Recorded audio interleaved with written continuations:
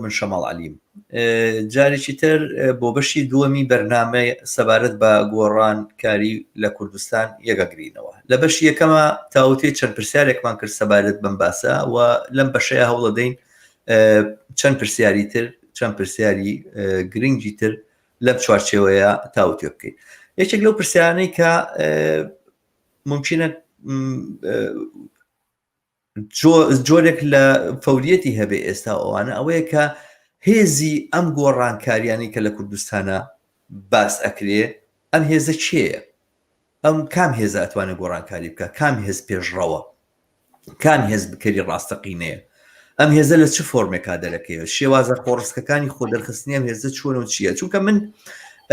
با پێشەکی خۆم بڵێم بەر لەوەی بچمە لای میوانەکانم کە دیارە وەک بەرنامەکەی پێشوو هاوکارم هیوا عومەر لەگەڵمانایە لە هەولێرەوە و کاکاوە بێسارانی لە لەندەنەوە میوانمانە بۆ ئەم بەرنامەیە و درێژە بۆ باسانادی. من بەر لەوەی بچمە لای بەشدارانی تر پێم خۆشە خۆم سەبارەت بە ماڵێک لێرە قسە بکەم لەسەر ئەم مۆزوعە کە زۆر جار کە وەختێک گێتە سەرباسی شێوازی دەرکەوتنی ئەو هێزەی کە توانای گۆڕانکاری هەیە هەمیشە فوکوسەکان لەسەر شەقامە، قسە لەسەرەوەی چێ لەسەر شەقامە، چێ هاتووەتە مەیدان و چێ ناڕزایەتی دەرەبڕێەوە، چێ هاتووە بەرۆشی دەسەڵاتی گرتووە و زۆرتر ئەمانە بە هێزی گۆڕانکاری ئەزانێت لە حاڵێکە هێزی گۆڕانکاری هەمان جەماوەریەکی دەستەنگ و ڕەشوڕوتن کە ڕۆژانە بۆ قوتی ژیانی خۆیان ئەژەنگن خەباتەکەن. خەبات لە پێناوی ژیانە بۆ خەڵکی کرێکار و بۆ خەڵکی کارگەر و زەحمەتکێش لە وڵاتی ئێمەیە مەوعیدی نییە، ئیعلانی بۆ ناکرێ، کاری هەموو ڕۆژەیانە، هەموو ڕۆژێک لە گەڕەکە هەژارنشینەکانە، هەموو ڕۆژێک لەسەر کار، هەموو ڕۆژێک لەو شوێنەیە کە خەڵک ئەژی و کار ئەکا دەرگیرە لەگەڵ هەژاریە، دەرگیرە لەگەڵ بێمافیە، دەرگیرە لەگەڵ موسیبەتەکانی ژیانە و دەست و پەنجەی لەگەڵ نەرمەکە. مەرج نییە لە بەرامبەر دەسەڵات ئاوەستا بێتەوە لافیتێکی سووری بەدەستەوە گرت بێت و ڕژابێتە سەرجادە و شیعاردا ئەوانە، بەڵام ئەو لە خەبات نەوەستاوە و بە دەقیقی لە ڕوانگەی منەوە هێزی گۆڕانکاری ئەوانن کە ئەتوانن گۆڕانکاری جدی بەتی بێنن و هەر ئەوان بوون لە مێژوو لە تاریخی ڕابردووی دنیای هەر ئەوان بوون توانیوانە ئەو گۆڕانکاریە گەورانە پێک بێنن. زۆر جار گۆڕانکاریەکان کە دروست بوون و ئەوانە بە ئاکتی سیاسی وها دروست بوون کە ئەم ئاکتە سیاسیانە زۆر بەرچاو بینراو نییە. من لە وڵاتێکا ژیم سوید کە هەموو کە زەزانێت سیستەمی سۆشیالەکەی چۆنە و کاکاوە بێسارانی لە بەریتانیایە. لەم دوو وڵاتەیە سەرەتاکانی دروستبوونی ئیتحادیەکان و ڕێکخراوە کارگەریەکان کە دواتر توانیان بە واقعی تەنانەت لە ڕێگەی ریفۆرمەکانیشیانەوە شۆڕژ بەرپا بکەن، نەک تەنها لە ڕێگەی شۆڕشەکانەوە ئاڵگۆڕ دروستکەن. ئەمانە ئەم ڕێکخرا و ئیتحادیە کارگەریانە بە سنووقی بچکۆلە بچکۆلەی لێرە و لەوێ دەستیان پێکرد. ئەنی بێنە بەرچاوت کارگەریشی دیاریکرا و هەزار دانە کەسن ئەگەر ڕۆژێک لەسەر کار نەبوونایە معاشی ئەو ڕۆژان وەرنەگرتە لە شوێنێکی ساردی وەکو ستۆکۆڵمە لە برسا ڕقەبوونەوە. چی ئەتوانێت دەستباتە خەبات، چی ئەتوانێت ناڕزایەتی دەڕێت لە بەرامبەر خاوەنکارە کەس. بەڵام ئەو ڕۆژی کە کارگەران کۆبوونەوە و سندوقیشان دروست کردوتیان ئەگە کەسێکمان بێکار بنتوانێت لەم سندوقە پارە بەرێ پارە وەربگرێ تا ئەوەی کە کارەکاتوانە دواتر دەتوانێت بە سندوقەکەی بداتەوە. لەو ڕۆژەوە باڵانسی هێز لە بینی کارگەر و سەرمایه‌دارە ئاڵوگۆڕی بەسەر هات. لەو ڕۆژەوە کارگەران ئەتوانی بچن بۆ مانگرتن مان بگرن بەبێ ئەوەی ترسیەوەیان هەبێت کە باری لە برسا بمرن. ئەمە ئاکتە سیاسیە ئەگەرچی هیچ دیار نییە لە پرۆسەیەکە، هیچ دیار نییە لە بەرامبەر دەسەڵاتە کرابێ، بەڵام ئاکتێکی سیاسیە بە معنای کەلیمە چونکە باڵانسی هێز تەرازووی هێز لە بینی چەوساوەکان و چەوسێنەرانە ئاڵوگۆڕ پێداوە و ئەمە بوو بە بناغی دروستکردنی ئەو ڕێکخرا و ئەو شێوازەی کە دواتر لە ڕێگەی تەعاونیەکانەوە لە ڕێگەی ڕێکخراوی جۆر بە جۆری ژنان، مناڵان، لاوان، فەرهەنگی ئەمانە ئاڵوگۆڕێکی گەوریان لە تەواوی کۆمەلگاکانی ئەوروپا دروست کرد و دەوڵەتی ڕەفاه بەرەنجامی سیاسەتەکانی کینزی نییە. دەوڵەتی ڕەفاه لە ئەوروپا بەرەنجامی خەباتێکە کام کارگەرانە لە خوارەوە کردویانە. من پێم وایە ئێمە پێویستمان بەوە هەیە بە جۆرێک لەم جۆرانە بۆ شێوازی ڕێخستن و بۆ ئەو هێزی کە ئەتوانێت گۆڕانکاری بکە لە کوردستانە بچین. ئەوانە نین کە شیعارە دەن بەتەنها، ئەوانە نین کە ڕژاونەتە سەرجادە، ئەوانە نین کە لە ژیانی خۆیان بوراون و ئامادەی فیداکارین، ئەوانن هەموو ڕۆژێک خەریکن لەگەڵ برسێتیە دەست و پەنجە نەرمەکەن، ئەوانن هەموو ڕۆژێک خەریکن هەژاری لە فشاریان بۆ دێنە لە بین یەکترا بەشی ئەەکەن و ئەتوانن مقاومەت بکەن. ئێمە پێویستمان بەوەیە بڕۆین بۆ ئەوێ و لێرەوە هێزی گۆڕانکاری بناسین و لەم کارانەوە وردە وردە بنەمای سیستەمی ئایندەدا بزرێنین. چکە کێشەکەمان لەوەیە ئێمە لە سیستەمێکە ئەژین چ ئەو فۆرمانەی کە فۆرماڵە کە ڕسمیە، چ ئەوانەی کە نافۆرماڵە و ناڕسمیە هەمووی بەدەستی دەسەڵاتدارانەوەیە. هەر چۆنێک دەستی بۆ بیت و ئەوانە تۆ سەنەدێکت نییە، پایەکت نییە لەسەر بنەمای ئەو پایەیە ئومێدەوار بیوەی کە ئەمەی ئێستا لا ئەبەی دانیشتر دێتە جێگای و سیستەمی کۆمەلگا بەڕێوە ئەبرێت و ئەتوانین خەڵک لە هەژاری، لە نائەمنی، لە برسێتی، لە بێ ئاوی، لە نەخۆشی، لە هەموو ئەو بەڵاو موسیبەتانی کە لە دەوروبەرمانە بپارێزین، ئەمنیەتیان بپارێزین، ئاسایشیان بپارێزین. ئەمە لە ئەوەدەی دام و دەستگایەک دێ کە پێویست بەوە ئەکات دروست بکرێ لە پرۆسەی هەمان ئەو خەباتەیە کە خەڵک بۆ ژیانێکە. ئازیزان بەشدار بووان کاکاوە هیواجار، من ئەمە بۆ چوون نەزەرەکانمەم پێم خۆشە نەزەری ئێوەش بزانم. هێزی گۆڕانکاری کامەیەوە چی ئەتوانێت گۆڕانکاری بکە و چۆنم هێزە ڕێکخراوکی کاک شما منەمەرە باسی شتێکم لێرەوانێ نکو جناب باسکێتکەوە من زۆر لەگەڵیام ئەمەی کە لە ئەوروپای بینین بە ئەو ژیانی کەەوە سۆشاڵی پێوترێ کەەوە ڕەفاهی پێوترێ کەەوە ئێستا با بڵین حیزب و حاڵتەکان ئانێ ڕۆژ بە ڕۆژ بیکەشنەوە بیبرن کەمی کەنەوانێ نەیهێڵن. ئەمە هەمووی فعلەن هاتووە نەتیجەی تێکۆشانێکی دوور و درێژی بەردەوامی چینی کرێکاران و فەقیران و پێشکەوت و خوازان و سۆشالیست و حتا لیبرالیش بەسیشان لە ئاشتی خوازان لە هەموو لای کاک ئەیبینی تێکەڵە بن لە تێکۆشان لەسەر کەیسێکی پشکۆلە لە دژی ڕیسزم لە پێناوی نابردنی ساوەڕێخینەوەیە، لەسەر لە پێناوی ئاشتیە، لە پێناوی وەستانی جنگە لە شەڕە لە مەسەن لە ڤێتنامە، لە بەرتای برسێتیە لە ئەفریقایە، کۆنسەرتێکی میوزەکە لە مەسەلەی ژینگەیە. تێکەڵە ئەبینی ئایا لە مستەوای گەڕەکێکا بێ، لە مستەوای شارێکا بێ، ئەمە شەبکەیەک نێتۆرشێکی دروست کردووە لە ئیشکردنی کە خەڵکی تێکەڵە بێتوجە و خەڵک بەخێوە کات و خەڵک پەرۆداکات. ئەمەی لە کوردستانە کە ئەبواە پێ ئەمتا منظماتی مەدەنی ئایا سندیکای کرێکاران بووایە، ئایا هونەرمەندان بووایە، ئایا هینی شارۆگەران بووایە، هینی ژینگە. کاکە لێرە هەمویان پێیان بە ژیانەوە هەیەجارێکی کات، پێیان بۆ یەکە جارش کە دروست بنەوانێ لەسەر بنەمایشی دوور لە حیزبەتی، دوور و کۆنتڕۆلکردنی، دوور لەوەی کەەوە لە پێناوی چپڵەلیان و دەروێشی ئەم حیزب و حیزب بێت و بەشەی دەسەڵات، دوور لەوەی کەەوە بکڕێت و بە دوکانێکی واجهەیەکی تجاری ئەم حیزب و ئەو حیزبە. ئەوە پێشمان بەوە هەیەکەوە ببێ فعلەن بزوتنەوەیکی جەماوەری شعبی دروست بێ کە ئەمانش دش بە گەندەڵیە بێ، دش بە سیستمی دیکتاتۆری بێ، بەشێکە بێت لەو گۆڕانکاریە کە ئەکرێ. ئەمەش لە کاتیا بێ کە وەختۆ هەستکەی لە بۆچوونشی فەزایشی دموکراتیە کە خەڵکەکە خۆی فەردیکە بەسەریە. ئیتر لە بابڵین لە گەڕشی سلێمانیەوەی فەرەزە گەڵشی مەڵکەنی لە سنێما گەڕشی کۆنە لە سنێمانی، بەڵام ئەتوانێت حرەکەیەک دروست پێ بۆ ئەوی مێژووی ئەو گەڕەکە بهێڵرێتەوە بۆ نمونە بیناکۆنەکانی کە تیا ماوە نەڕۆخێنرێ بۆ بەرەکە ژانێک دەرامەتی خەڵکی کە تیا بۆتەوە ئینکرێتەوە. ینی مەسەن حرەکەیش کە بێتوانێت چۆن بتەوێ کەڵتوری شارستانێتی و مێژووی شارەکە بهێڵێتەوە بۆ نمونە. دژی ئەوە بۆسیکەوە چۆن ژینگیان بۆ گەن کردووە، چۆن مەناو جادەکانە ئەو هەموو سارێ هەیە، ئەم هەموو تەکسی هەیە کە تاسی کاتە ژنگ گەوشتیوە بێتەوە زەرێکی خراپی هەیە لەمانە. ئەمانەش يعني بهمون نوع جورم گۆڕانکاریەک هەیە کە ئەتوانێت بابلین حرەکەی شعبی خەڵکدا بەشدارکە ئەمانە هەمووی ئەبن بە بەشداری و با سوتەمەنی بۆ دروستکردنی حرەکەی جەماوەری بەڵام ئەمە ئێستا حالیە ناتوانێت گۆڕانکارێکی سەر بنەڕەتی لە سیستمی حکومی ئێستا بکە بۆ ئەوەی چکە بۆ چکە حکومەت خەڵکەکە پێویستی بە گۆڕانکاریی گەورە هەیە بتوانێت نەتیجە ببینێتوانێ ڕاستە ئەوەی کە برسیە کابرا لەسەر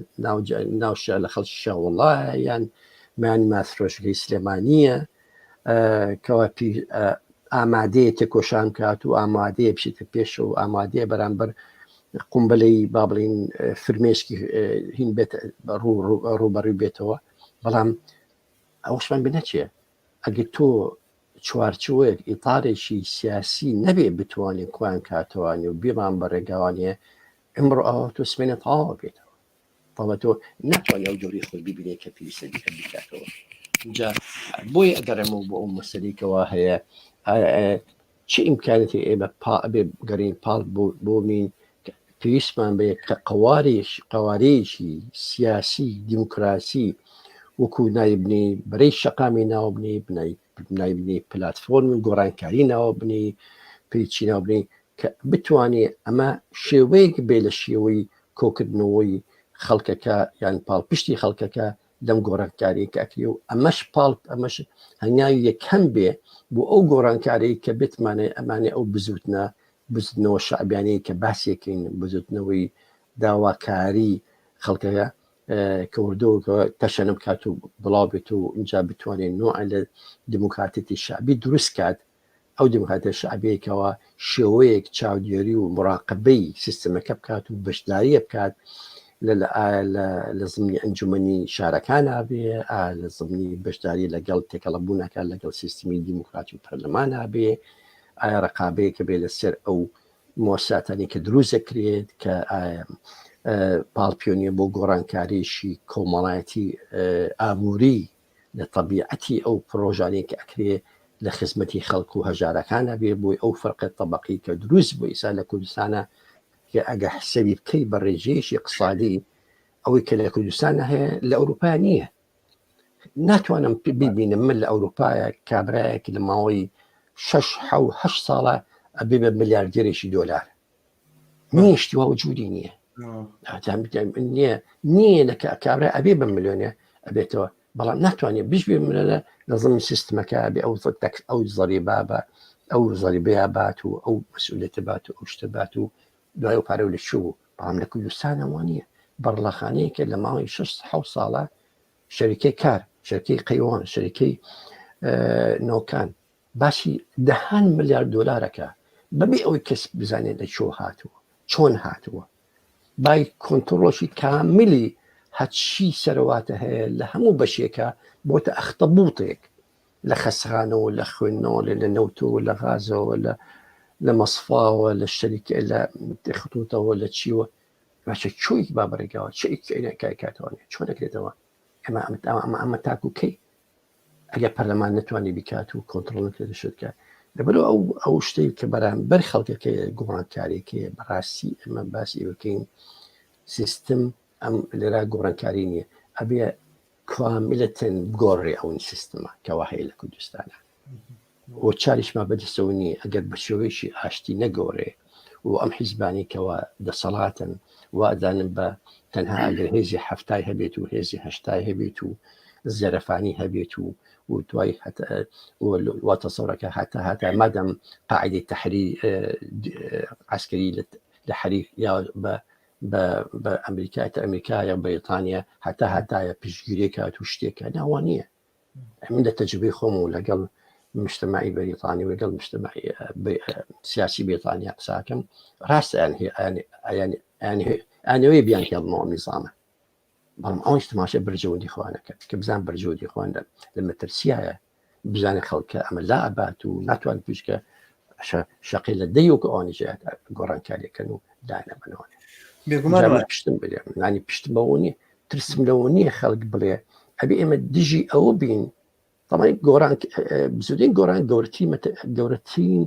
کارەسەتی دروست کرد کە زۆر خراپتر بوو لە پارتیولێشیکی ئەوە ئاشبەتاڵشی سایکۆلۆژیان نابۆ خەڵکە ئەو ئەڵتۆتە دوای شۆڕشەکەی با بڵین ڕاپەڕینەکەی هەبەی شۆپاکە کردیان ئەمان هەستان کردم ئاشبەتاڵێکی سایکۆلۆژی و خەڵکە کە ئەو خەڵکەین بنی ملۆن سەدان هەزار چۆدەست ئەمان نی ولەندەنیان هێنا خستیانە گرفانیانەوە بۆ دووسێ کەستاینکردن خەڵکان بێزاکەتێتەوە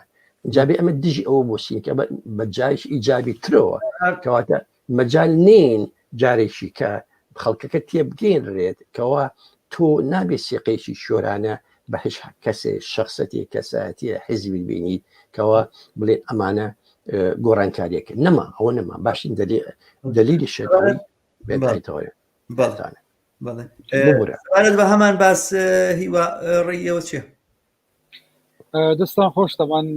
هاوڕان شتی گرنگتان باس کرد لە ڕاستیە لەبارەی کە ئێمە یعنی لەبارەی دەستنیشانکردنی هێزەکانی گۆڕانکاری سیاسی کۆمەڵایەتی لە کوردستان بەڕەچاوکردنی ئەو هێزانەی کە تا بە ئێستا باڵێن لەگەر دەسەڵات بوون و باوەی کە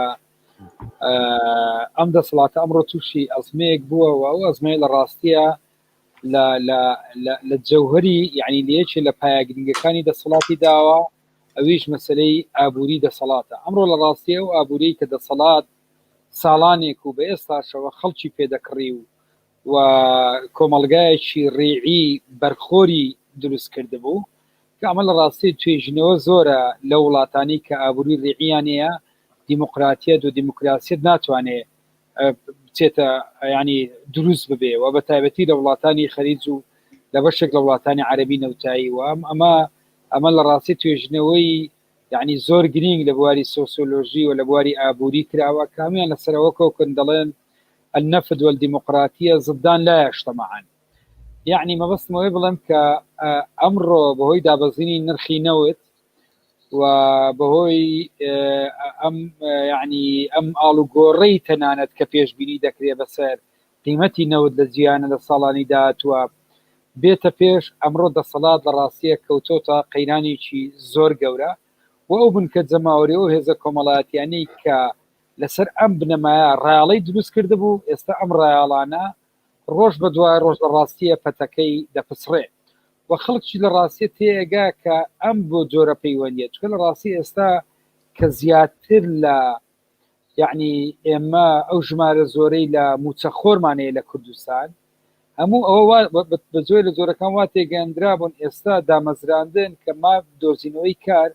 مافیشی سەرەتایی ئینسانە ئەرکە لەسەر دەسەڵات بە وڵاتانی دابین بکە ئەم وەکو ئیمتیازێک وەکو مەکرمەیەک درا بۆ ئەو خەڵکە لە پێناو کڕینی وەلایی وەلەولاوە هەزارها خەڵک بە شێوازی زۆر زۆر کرا بۆ بندیوار و بە شێوازی هەموو ئەوانە هاوڕان ئێستا ئەوەی پێدەوترێ موچەخۆرانی یعنی موچەخۆران کرێکارانی کەرتی گشتی بەرژەوەندیەکانیان لێ دەدرێ و بە جۆرێ لە جۆرەکان بە ناچاری دەبن بە بەهێزی گۆڕانکاری لە هەرێمی کوردستانە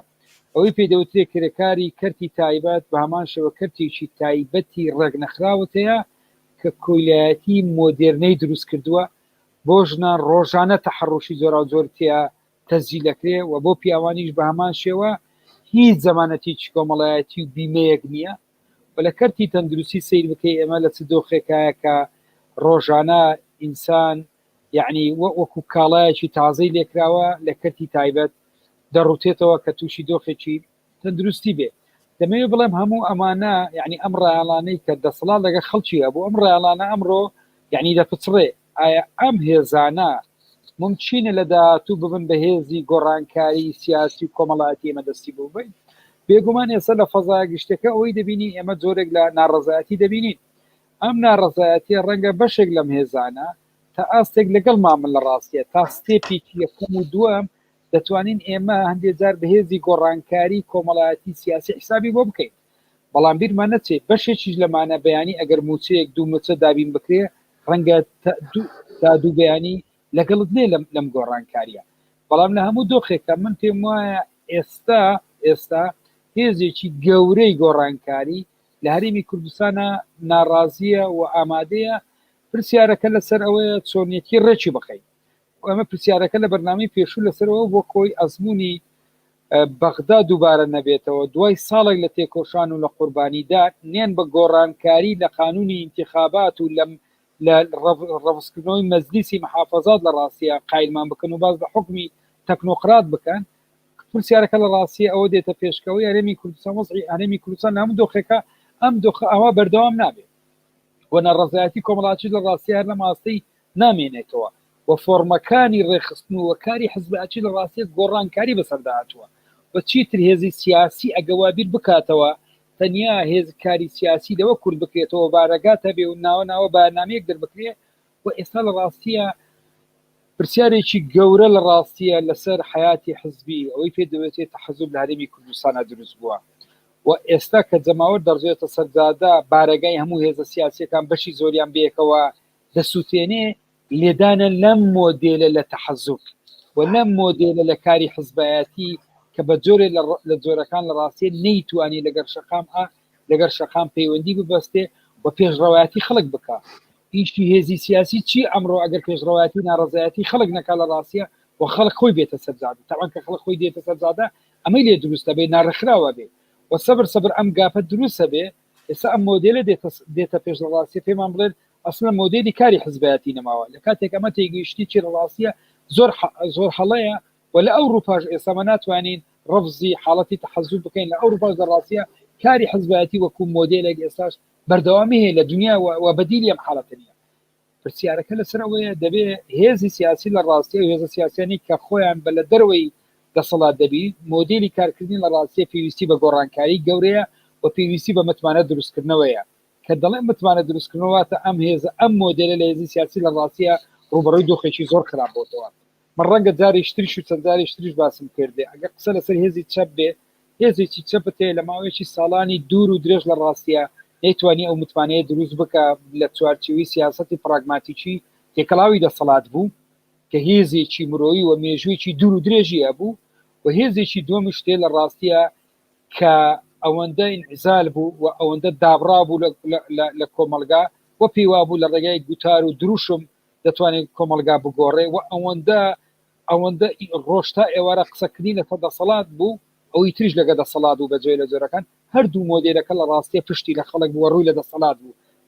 بە جۆرێک لە جۆرەکان ئێمە من پێم وایە یعنی ئەگەمانێ قسە لەسەر گۆڕانکاری ڕاستەقینە بکەیت دەبێت دەستکاری لە یعنی پارتە چەپەکان لە ڕاستیە دەستکاری مۆدێلی کارکردنی خۆیان بکەن ئەمە لە ڕاستی یەکێکە لە خاڵی زۆر گرنگەکان خاڵی دوم ئەو ئەزمونەی شەماڵ ئێستا هاوڕێیان سەلام و هاوڕایتر لە خانەقین و شوێنەکانی تر دەستیان بۆ بردووە لە گەرمیان لە کاری ئەرەوزی بێکەوەی ئەوەی تۆ باست کرد کە لە ئەوروپا لە ڕاستی ئەوە جێکێکە پەناگیەکی ترە بۆ دروستکردنی گۆڕانکاری خانی سێم لە ڕاستیە ئەوەی هاوڕێکاوە باسی کرد مەسەلەی ئەزمموی سوودان و مەسەلەی ئەزمموی تونس لە ڕۆلی ئیتیحادی شغل لەوەی سوودان ناوەکەی چی بوو هەموو ئەوانە ڕۆلی زۆر گرنگی بینی کە هێزە چەپەکان دەبی دەست ببن بۆ دروستکردنی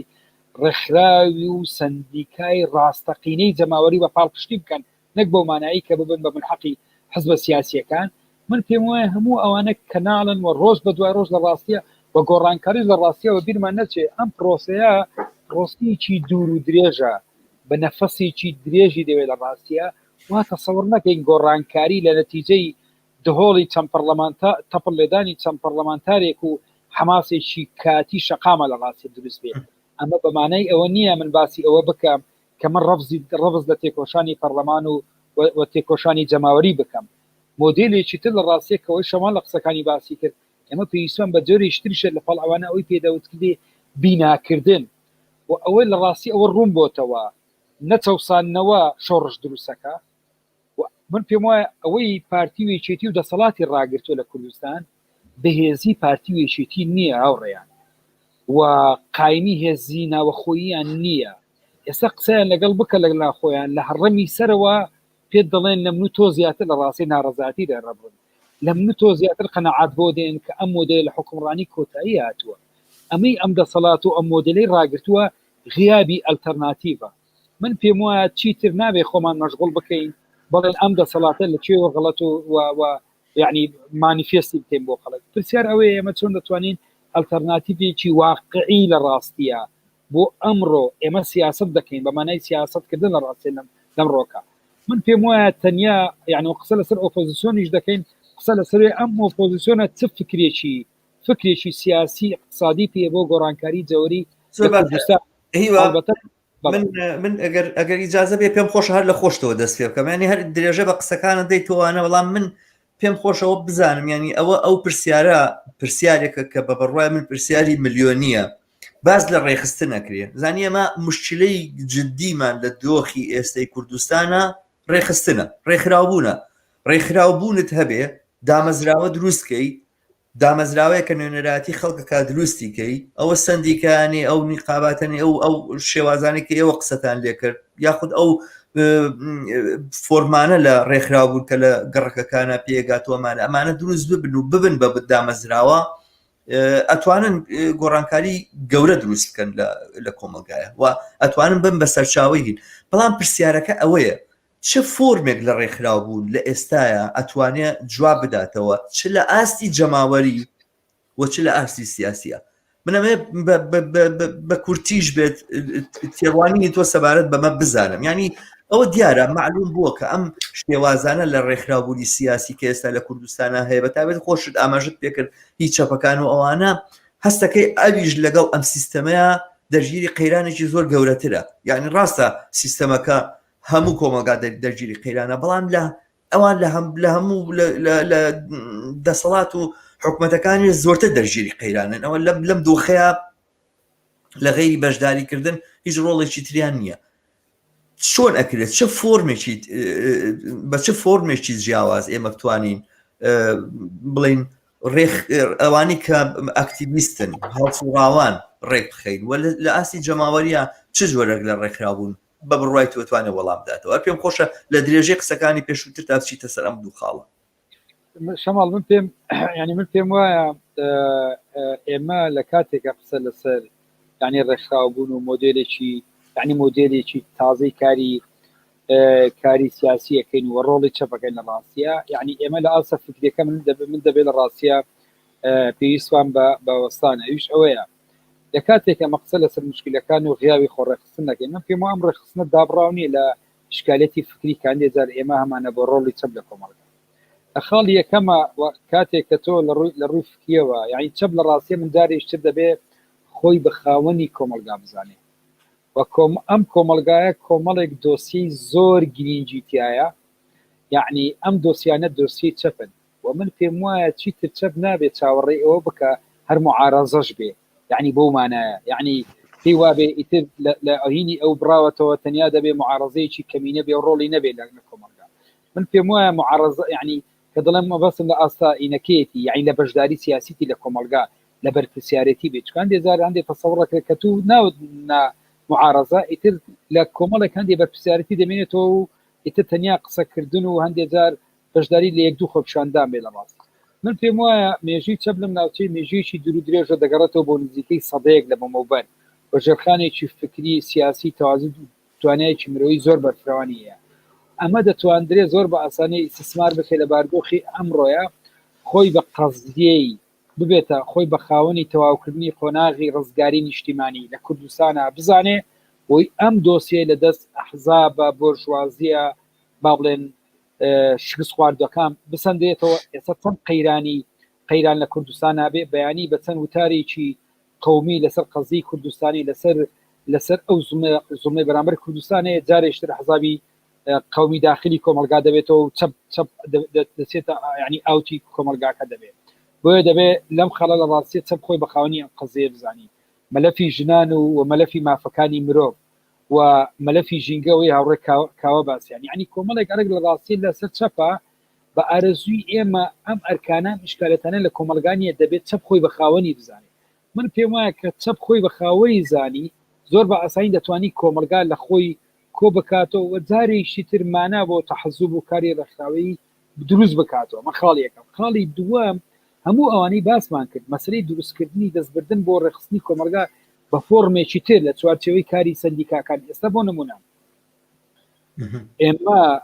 ئەوەی باز دەکرێت ئەو ژمارە زۆرەی کە من بیرم نییە بزەمت هەرچەنە لە خەیاڵم بوو ئەوەی کە باز لە فەرمانبەران دەکرێت مستهدەفن لەلایەن حکوومەتەوە ئەمە ئێمە ناتوانین لە چوارچێوەی سەندیکایەکە ڕێکی بخەیت و ئێستا بۆ نمونە لە چوارچێوەی ئەوەی پێی دەوترێ لوجانی کاری هاو بەش و لوجانی بینی خۆپشاندەران لە بینی شارەکان و لە بینی پارێزگاکان و تەنان لە بینی گوندەکان دروست بکرێ بۆ مەسلەی نەکتەنیا خۆپشاندان لە ڕاستیە بۆ مەسلەی بەتەنگەوە هاتن ئەوەی شەماڵ بەباسی کرد بۆ جۆرێک لە زەمانەتکردن ئێستا دۆخێک دروست بوو ئەمڕۆ بەیانی ئەم برادرە یعنی کەسێک دێ بۆ خۆپشاندان خۆی نازانی بەیانی چی بەسەر دێتەوە هێزێکی چەکدار دێ بەسەری دادەدا و دوو ڕۆژی تر ئەوەی تۆ باست کرد لە وەزعێکی ئابووری تایبەتی ڕۆژێک دێتە سەرزادە دوو ڕۆژ دێتە سەرزادە سەری سێم و ناچار بچێتە کار کاسبیەکەی بکە چۆن سەپۆرتەکەی من پێی وانە هەموو ئەوانە چوارچێوەی بیرکردنەوەن بۆ ئێمە و ناشتوانی ئێمە قالبێک لە چارەسەری بڵێن ئەمە چارەسەریەکی ئامادەکراوی پاکێجکراوە ئێمە دەتوانین دەستی بۆ بەرین بەڵام هەموو ئەوانە لە ڕاستیە بواری کارکردنی گرنگی وە بیریشمان نەچێ هەڵوەرینی ڕۆژ لە دوای ڕێژی خەڵک لەم دەسەڵاتە ئەمەش لە ڕاستیە مؤشری زۆر گرینگە مەسلەی بەشداری سیاسی لە پەرلەمان و بەیانی دروستکردنی لیستێکی بەرفراوانی لە خەڵک یەکێکی تر لە بژاردەکان لە ڕاستی ئێمە دەتوانین دەستی بۆ ببین ئەوە بۆ مانایی نا ئێمە خەبات و تێکۆشانی باڵێن خۆمان لە خەباتی پەرلەمانی تر بکەینەوە پێمان وایە تەنیا پەرلەمان بریتێ لە بەشداری سیاسی ڕاستەقینە لە پاڵەوە بێگومان ئەو فۆرمانی باسمان کرد و تێکۆشانی جەماوەری هەموو ئەوانە من پێم وایە کۆمەکمان دەکا بۆی ئێمە بتوانین دەست بۆ گۆڕانکاری جێوەری ببین بێگومان کە ئیرادە هەبوو و ئەگەر ئەم باڵێن ئەم مناقەشە ڕاشکاویە کرا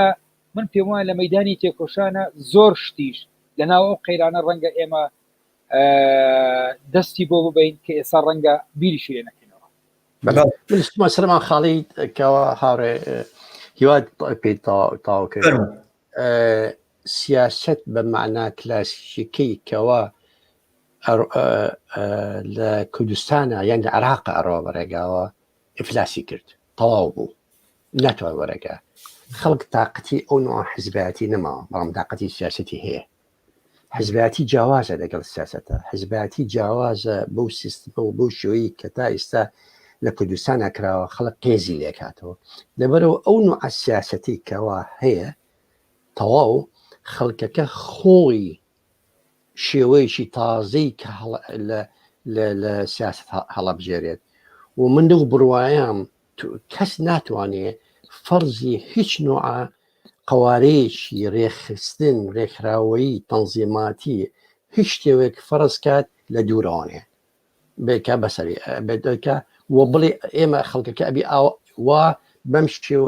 بەم شێوەیە خۆی ڕێبخات و بێت ئەم ڕێکخراوانە و بەم شێوەیە تێکۆشان بکات لە عێراقا بەدەهان منەظەمات و ئەحزا ئەگەرڵم بە سەدان منەظەماتی قوتابیان هەیە حزب نییە یەک دوو منەظەمە قوتابیانی نەبێ لەم بڕاپەڕێنیانی ئەخیری دەماڵی ئەخیرە هیچیان نیانتوانی دەورێکی ئەتوانەک بڵم ئەساسی هەبێ دەورێکی هەبێت لەم تێکۆشانی ئەخیرە لەم چەند ماڵی ئەخیرە تەنزیمێکی تازە دروست بوو ئەو تەنزیمێک کە نانە اتحاد طلبة بەغداد شتیوانە وەرد پێشتر اتحاد طلبة بەغداد ڕێکخراوێک دروست بوو کە هات بۆ مظاهرات بەلانی کەمەوە 100,000 200,000 نیو ملیۆن تەلەبەی هێنا سەجادە ڕۆژانی یەکشەمە کە پیانە و هین لە قەمیس الأبيض کراسس پێکان ئەمە ئیشە بوو لە شێوە تازەکانی ڕێخستن کە خوێندکارانی با بڵین زانگۆکانی بەغا عادادەکان و ئامادەکانی بەغا هاتن ناوێن و کە سەرکەوتوو بوو لە ڕاکێشانی ئەو گەنجانەی کەەوە بێتەوە نەمەتا لە هەماشە بێتەوە بۆ کوردستان ینی چەند ڕێکخراویکەی قوتابیان هەیە لە چەپەوە تاک و ڕاستیان لە هەنی حیزبەکانەوەنێ بەڵام پێم بڵێ چەند ئەتوانێت خەڵک ڕاکێشی بۆ تۆکۆشانیشە لەبەرەوە من ئەگەڕێمەوە ئەو جانبە زەحمەتە بتوانێت ئینسان فەڵزی نوع هیچ نوع تەنزیمێکی سیاسی مهێنی بکات لە دەرەوە تەنزیم جەماهیر خۆی دروستێکە لە کاتی تێکۆشانە دروزەوێ لە کاتی مزاهراتە دروستەوێ فەربوونی منەسبێنی مزاهراتە کرێ 10,000 کەسی تیاوێ ناو 10,000 کەسە مەجموعەی خوێندکارانی تیاوێ ئەتوانێشیە بڵێ ئەمە با بڵێ ناوێنیە یەکێتی قوتابیانی سلێمانی تاویتر ئەمە دەوری خۆی بینێ یەکیشکە بڵێم نقاباتی بڵین فلان یان ئیشارە بزوتنەوەی ئەوە یان ئەو شێوە ئیشکردنی هەرەوەزی کە هاوڕە هیوا باسی کرد ئەو کە شەقام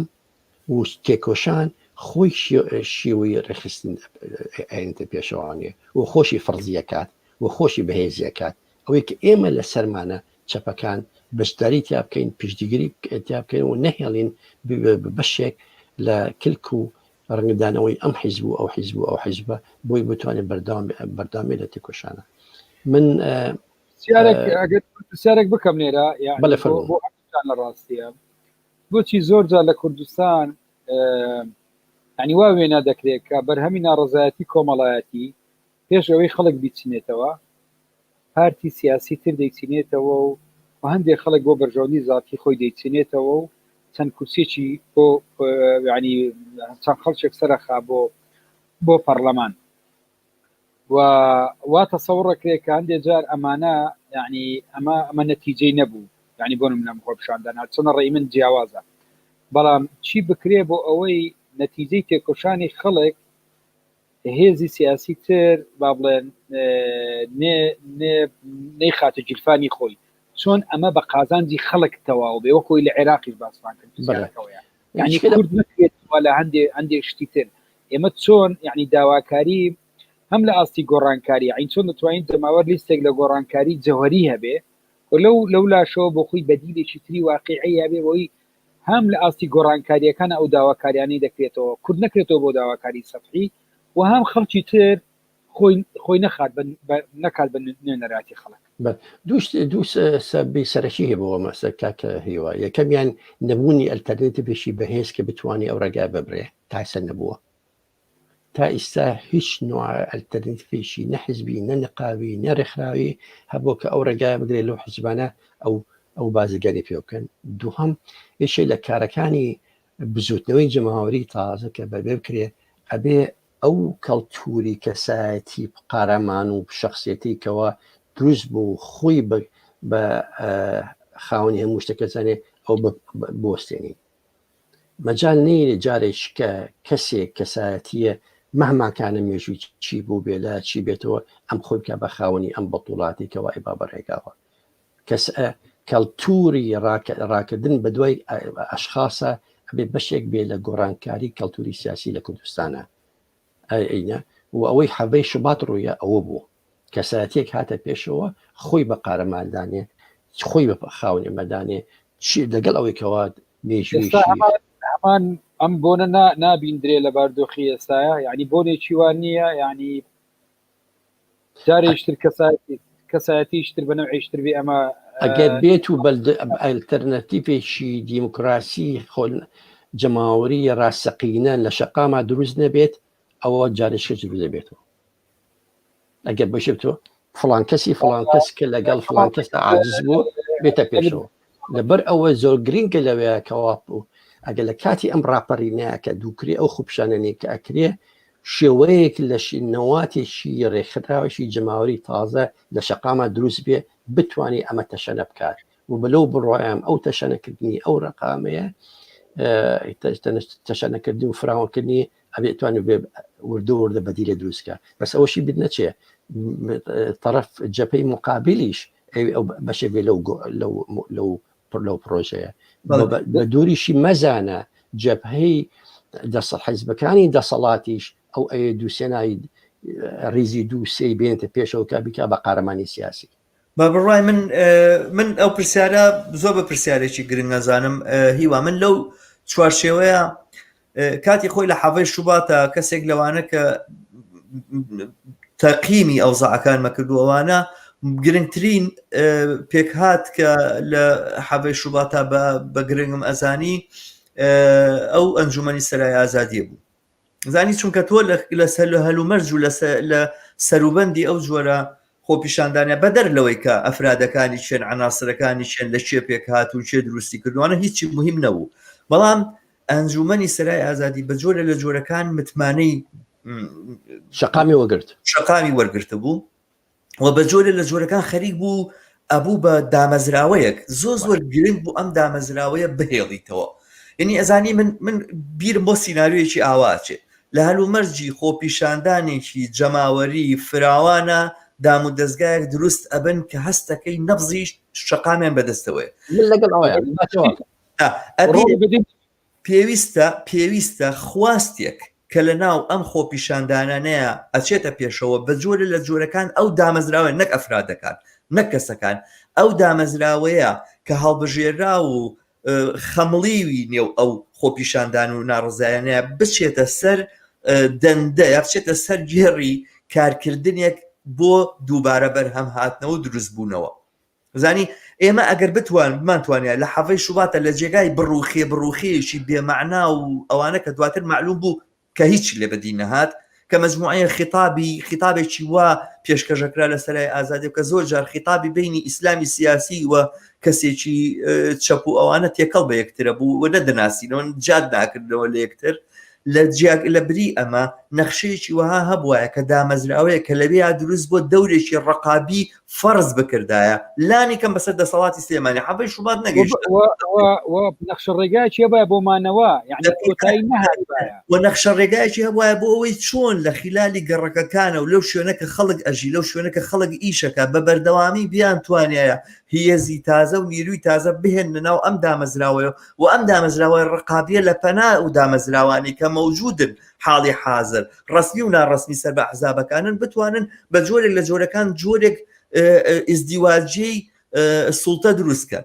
ئەزانی لە گۆڕانکاریە هیچ گۆڕانکاریەک هیچ شۆڕشێک لە دنیای بەبێ ئیزدیواجی سوڵتە نهاتۆتە پێشەوە. ئیزدیواجی سوڵتە بووە لە تاریخی شۆڕشی فەڕەنسایە بۆ لە تاریخی شۆڕشی رووسایە بۆ لەو جێگایانە کە دەسەڵاتێک هاتۆ دەسەڵاتێکی تری لا بردووە لە فترێک لە فترەکانی ئیزدیواجی سوڵتە دروست بووە. ئێمە پێویستمان بەوەیە هەلومەرجێک بێنی نەکایەوە کە ئەمە دروستکەی و لە خلالی ئەم خۆپیشاندانەیە بە جۆرێک ئەتوانی دەسەڵاتێکە لە ترسی خۆپیشاندان لە ئینایە پاشەکشە ئەکاتەوەوانە فەرزی کەی بەسەریا کە ڕسمیەت بەم پێکاتەیە بە کە جەماوەر خۆی پێچی هێناوە و هەر کاتێک توانیان ئێمە هەنگاوێکی ئاوا هەڵگرین ئەو دەمەتوانین بڕۆین لەسەر ئەساسی ئەو هەنگاوی تری هەڵبگرین و بینای تری دروستکەین. بەڵام کێشەکە لەوەیە 2 ساڵ لەمەوبەر خۆپیشاندانێکی فراوان کرا لە کوردستانە و ئەوانە بەربڵاو بوو خەڵک ڕژانە سەر جادە و ئەوانە یعنی هیچ مەیلێک و هیچ ئارەزوویەک بۆ پێکەنانی ڕێکخرا وجودی نەبوو. هەر پێشنیارێکەکرا پێشنیارەکە ڕەدەکرایەوە هەر چێک دروستەکرات دروستکراوی عنی کێشەکە ئەساسەن لەوانەیە کە لە ناو خۆپیشاندانەکانە بەشدارن. باسەکە لەسەرەوە نییە و من پێم وایە لەسەر ئەوەی کە چ ڕێکخراوێک ئەتوانێت ئاڵ و گۆڕبەدی بێنێ ڕێکخراوێک کە جەماوەر بەشێک بێ لێی و من بۆیە لە سەرەتاوە وتم هێزی گۆڕانکاری لە کۆمەلگای کوردستانە لە یازار کارگەر و زەحمەت کێشە ئەو خەڵکەیە کە هەموو ڕۆژێک لەگەڵ هەژاریا شەڕەکە ئەوانە هەر ئەو خەڵکە ئەبێ ڕێکخراوی ئەو دروست ببێ و ئەو شێوازە دروست ببێ کە خۆی پێی ئاشنایە ئەو شێوازە دروست ببێ کە خۆی لە ژیانی ڕۆژانی خۆی و لە کاری ڕۆژانی خۆیان دەستی بۆ ئەبا. ینی تۆ ببینە بڕۆ نووسراوەکانی هەموو چەپەکان و کۆمونیستەکان و سۆشیالیستەکانی قەرنی 19 بخوێنەرەوە لە شوێ وتوانە جەماوەری کارگەر و زەحمەت کێش بڕۆن ڕێکخراوی خۆتان نیقابەکان دروستکەن کە زوای نەوتوە نیقابە خۆی دروست بووە خۆی پێکهاتێک بووە کە کارگەر خۆی دروستی کردووە بە دوایە وتوانە نەخێت کاری نیقابیتان هەر ئەوە نەنا ئەمەی تریش بکەن ئەم دۆخی ئێستای خاڵێک لێرە ئەم دۆخی ئێستا لە ڕاستی دۆخێکە ئەگەر تۆ یعنی هێزی چەپ بە هێزی خۆیەوە تدەخل نەکە دۆخێکە دەسەڵات دەستی خستۆتە ناو هەموو کون و کەلەبەرێک کۆمەڵگای کار کردووە یعنی تۆ دەمانێک ڕەنگە یعنی دەسەڵاتی بۆرژوازی لە ڕاستیە ئەم 200 ساڵەی تەمەنی ئەزمموی زۆر گەورەی لە کۆنتڕۆلکردنی کۆمەلگا ڕاستی ئێمە هەندێک جار کەمتر توانیمانەوە ئەزمونە وەربگرین بۆ خاوەندایەتیکردنی کۆمەلگا و بەڕێوەبردنی کۆمەلگا هەندێک جار فۆرمی ئیشکردنەکانی ڕابردومان لە ڕاستیە لە بارودۆخێکا فەرزەکەین کە ئەمڕۆ بۆ منە لە کوردستان مووقعی کرێکار پێگەی هێزی کارگەر لە دۆخێکە لە ڕاستێت تەواو گۆڕا لە سیستەمی بەرەمێنانە هەرچی بۆ نمونە هەرچی ئێستاوی پێدەوتبێ بە باسێکی تر هیواژان بەڵام کارگەر بۆ خۆی ئەو تعریفێکە بۆ کارگەرێکە نەبێت دووبارە سەیریکەینەوە ئەوە نیە وانە کارگەرەوەیە کە جلێکی شینی لە بەرای ئەم ڕۆژێک بۆ معمەلوێتەوە سعات ئیشەکە وانە کارگەر ئەنوا وەشکال هەرچی ژنی ماڵە دانیشتووە بەم ڕۆژگارە لەگەڵ مێردەکەی شەڕێتی لەسەرەوەی نەبووە و نەدارە و ئەوانە بەقەت کارگەرێک ئیشەکە بۆ کاپیتالیزم بێ معاشەکەی وەرگێ ئەوە بەشێکە لە چینی کارگەر هەموو ئەو گەنجانەی کە چاوەڕۆن کارێک پیاکەنوانە بەشێکن لە چینی کارگەر هەموو ئەو بازنشستانی دانیشتۆ تەزبیح حفرۆشتێ ئەو هینانە و متقاعدانە تەقاعدانی دانیشتون لەسەر جادە تەزبیح حفرۆشن شقارتا فرۆشن بۆی بژین بەشێکن لە هێزی کارگەر هێزی کارگەر هەر ئەوە نییە ئێمە بەستمەوەی ببوو لە لێرە قەتعام کردی بەس مەبەستمەوەیە ئێمە تەسویرمان بۆ هێزی کارگەر ئەبێ بۆ چینی کارگەر ئەبێ ئاڵوگۆڕی بەسەرا بێ بۆ باسیەوەم کرد تا ڕۆژەمەل باسیەوەم کرد کە یعنی ئەم هێزە گۆڕانکاری بەسەرداهاتوە و مووقعیشی لە سیستەمی بەرەمێنانە بە تایبەتی لە دۆخی ئابووری ڕێعیە یانەوەی پێدەوتێت لە شێوەی بەرەمێنانی ئاسیایی گۆڕانکاری زۆری بەسەرداهاتوە هەموو ئەوانەی تۆ باسیەکەی ئەگەر خۆی ڕێک نەخەم ئەگەر لە ڕاستیت بێ بەشداری نەکە تۆ ناتوانانی وەکو هێزی گۆڕانکاری لە کۆمەلگایە سیری بکەی وەکو هێزێکی مهمش و پراوێز لە کۆمەلگایە دەمینێتەوە وەکوی تا ئێستا ماوەتەوە بۆیە من مەبەستم لە چی بوو ئەوە بوو کە هەندێک دەخالت کە لە ڕابردوو ڕەنگە چەپ ئەزمموی نەبێت لە بڕێوەبرنی کۆمەلگا نەی کردووە ئێستا لە ڕاستیە کاتی ئەوەیە دەستی بۆ ببات تەمان ئەم دەست بۆ بردنە لە ڕاستیە لە دۆخێکە لە بواردۆخێکە مەقسە دەکەین لە بقعەیەکە کە وەزعی کوردستان زۆر تایبەتە لە کاتێکە تۆ بۆ نمونە ئێستا بەشێک لە یعنی ئێستا لە بەشێک لە هەڵمەتی خەریکە دروست بێ باز لە ناو حزبی شوعی کوردستان باز لە مەسەلەی گۆڕانکاری لە قانونی نەفت و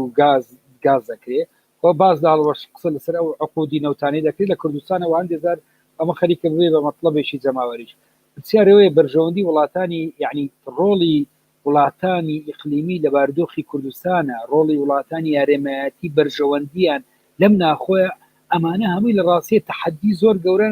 ڕوبەڕووی تۆ ئەبێتەوە کە چۆن مامەڵەی لەگەڵ بکەیت ئەمە بەمانەی ئەوە نییە شەمان مەبەستمی بڵێن ئەمە ناتوانین ئەوانە بکەیت بەڵام دەبی ئەم تەحەدیانە بناسی بۆی بتوانی مواجهەی بکەیت بەرحاڵەوە دروستە کاتی بەرنامەکانمان زۆری کەمی ماوە بەرحاڵ من قسەکانم بەوە کۆتایی پێدێنم فرسەتم ببێ جوابێکی ئەو پرسیارە بەمەوە کە تۆ کرد و خۆشم لە بیدایەتەوە باسم کردووانە و ڕێکخراوە سیاسی کە پێویستمانە و ڕێکخراوە جەماوەری کە پێویستمانە بە بڕای من ڕێکخراوی جەماوەری ئەوەیە کە خۆی ئەتوانێت خۆڕسک بەشێک بێت لەوەی کە جەماوەر خۆی دەستی بۆ بە نەک مۆدیلێک بێت لە دەرەوە بیهێنیت فەرزیکەی بەستەریانە ئەگەر خەڵک کۆ بێتەوە لە ناو خزم و کەسوکاری خۆیان پیتاکەکە بۆی کەەوە یارمەتی نەخۆشێکی باتەوە ئەوانە ئەوە فۆرمێکە تۆ توانی فراوانی بکەیتەوە بیکەی بەو دام و دەستگایی کە ئەتوانێت کۆمەک بە خەڵکی خاوەنی پێداویستی بکە یاخود خەڵکی نەخۆش باوانە لەگەڕێکیشی دیاری کراوە بە نمونە باسێکم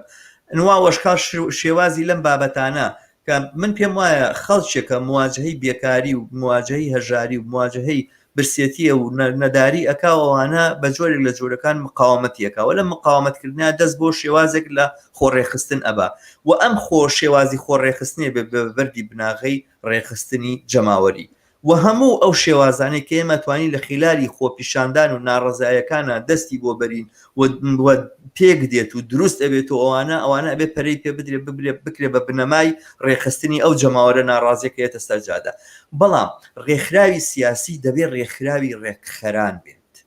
نەک ڕێکخراوی منەزیرەکان نەک ڕێکخراوی ئەوانەی کە باش قساکەن نەک ڕێکخراوی ئەوانەی کە ڕێکخراوی ڕێکخەران ئەوانەی کە خەڵک ڕێکەخەن ئەوانی لە گەڕەکە خەڵک ڕێکەخەن ئەوەی کە ئەتوانێت لە جێگەی شوێنی کارەکەی خۆیان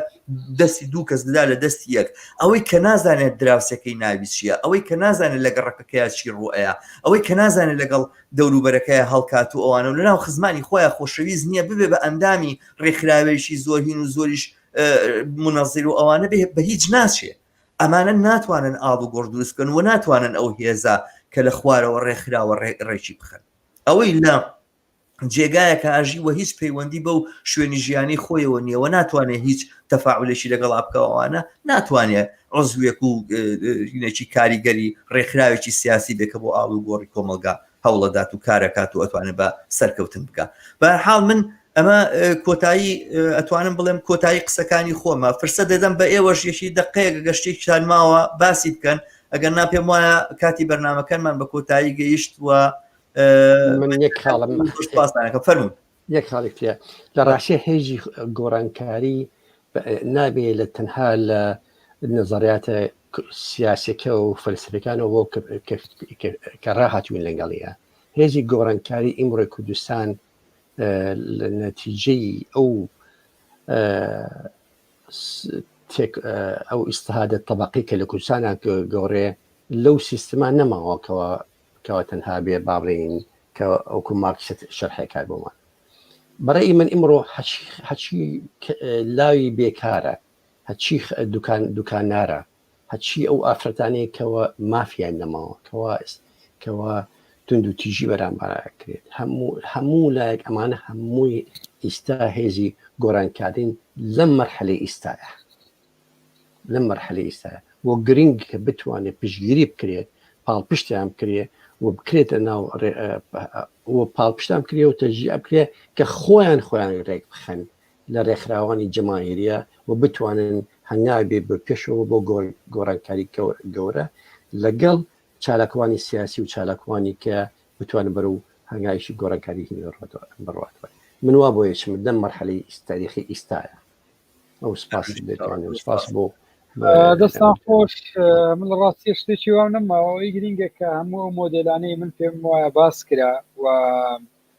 ئێمە یەک یعنی طبعا بە عقلەتی ئەوە یعنی ئێمە بیر ناکەین و مناقەشە ناکەین بڵێن ئێمە پاکێجێکمان ئامادەیە بۆ کۆمەلگا و دەبی ئەم کۆمەلگا بچێتە ناو ئەم پاکێجە یعنی ئەمە هەمووی پرسیار و وروژاندن و قسەکردنە بۆ بیرکردنەوەی زیاتر کە تعلیقدانە لە هەندێک بابەت و وروژاندنی هەندێک بابەتە و قسنە ڕووی هەندێک پرسیاری ترە بۆی چۆن ئێمە کۆمەچی ئەم تێکۆشانەی ئێستای بارودۆخی هەرێمی کوردستان بکەین بۆ قۆناغێکی باشتر کە من دڵنیام لە ئەنجامی بەردەوام بوونی تێکۆشانی جەماوەری لە کەوەی ئەوی ئێستا هەیە و خۆڕێخستنی باشتری کە ئێستا هەندێ با بڵێن مۆدلی خۆڕێخستنی تازە دروست بۆ باسیەکرێ خاڵی دووەم ئەوەی باسمان کرد کە چۆن ئێمە ئەم مۆدلی خۆڕێخستانە بمێنەوە شتێکی مەرحەلی نەبێ جۆرێک لە دەسەڵاتی سێبەر لە کۆمەلگا دروست بکەن و بەردەوام بەشداری سیاسی دروست بکەنەوە ئەم حاڵەتێکی حەماسی نەبێ بەڵکو خەمێک بێ بەردەوام لە ئاستی کۆڵان و گەڕاک و شارەکانە بەردەوامی پێ بدرێ وە لە ڕاستیە هێزە چەپەکانیش بگەنە قەنەعات کە بێکەوە دەبێ بێکەوە لە چوارچێوەی ئەو مەلەفانە کاری هاوبەش بکەن و سەپۆرتی ئەم قەزیانە بکەین و بێگومان وەکوی هاوڕێکاوەژ وتی کۆمەڵێک هێزی تریش ئەمڕۆ ڕەنگە لە بەجێ لە جۆرەکان ئامادە بێ کە بەڵام لە بارودۆخێکی تایبەتە دیاری کراوە دەبێ بە بەشێک لە هێزی گۆڕانکاری بەڵام تا کۆتایی مەتاعینەکە لەگەڵت نایە دەستەکانت خۆش هیواجان دەستی ئێوەش خۆش ئازیز کاکاوەجان کە ئەمڕۆ سپاس بۆ ئێوەش سپاس بۆ کناڵەکەتان و ڕێزم هەبێتان سەرکەوتوون ئازیزان و خۆشەویستان بینەرانی کەناڵی هیوا بەم جۆرە بەشی دووەمی بەرنامەی ئێمە سەبارەت بە گۆڕانکاری پرسی گۆڕانکاری لە کوردستان کۆتایی دێ ئەو باسانەی لێرە کران باسی شخصی ئێمەن دیارە وەک بینیتان مەرج نییە لە تەواوی وردەکاریەکانە ئێمە لەگەڵ یەکترا کۆک بین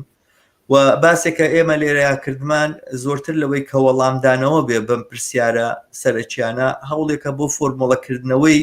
دروستری پرسیارەکان سادەکردنەوەی پرسیارەکان ڕوونکردنەوەی پرسیارەکان تا بتوانین پێکەوە وەڵامیان بدەینەوە وەک ئێمە ئێوەش بەشێکن لەم بەرنامانەی ئێمە و ئومێدەوارین بتوانن بە شێوازێک لە شێوازەکان لەگەڵمان بەشدار بن و ئەم بەرنامانە کە پێشکەشەکرێ دیارە وەک لە بەشی یەکەمیشە ئاماژەم پێدا لەسەر خەرج و لەسەر ماندووبوونی کەسانێکن کە هاوکارن لەم کەناڵەیە تایبەتی ئاوڕێ هیوا گۆنا سەعید ئارام عەلی و من کەسانی سەرەکی ئەم کەناڵین و هەر وەک ئەبینن ناوبەناو بەڕێزێک ئازیزێک میوانداری ئەەکەین و پێکەوە هەوڵەدەین لەسەر پرسە گرنگەکان تاوتوی باسەکان بکەین و گفتوگۆ بکەین ئەم کەناڵە لەسەر ئەرچی خۆمان بەڕێوە چێ لە هیچ لایەکەوە کۆمەک ناکرێ و لە هیچ لایەکەوە پشتیوانی ناکرێ بەڵام ئێوە دەتوانن پشتیوانی ئێمە بن و ئێوە دەتوانن ئەو ڕێگایە بن کە بە بینەری زۆرترمان ئەناسێنێ سەردانی کەناڵەکەمان بکەن بە تایبەتی لەسەر یوتیوب هەوڵ بدەن سەبسکرایب بکەن ئیشتراک بکەن و لەم ڕێگایەوە ئەتوانن کۆمەشی زۆر بە بەردەوامی کاری ئێمە و بە پەرەپێدانی کاری ئێمە بکەن. مێدەوارم سوودتان بینی بێ و مێدەوارم کە توانی بێتمان باری سەرنجی خۆمان بەڕوونی بە ئێوە بگەینین تا بەرنامەیەشی تر بە شادی و کامەرانیتان سپێرین هەر بژین. کاتێکی خۆش بۆم لێک کاتێش خۆش.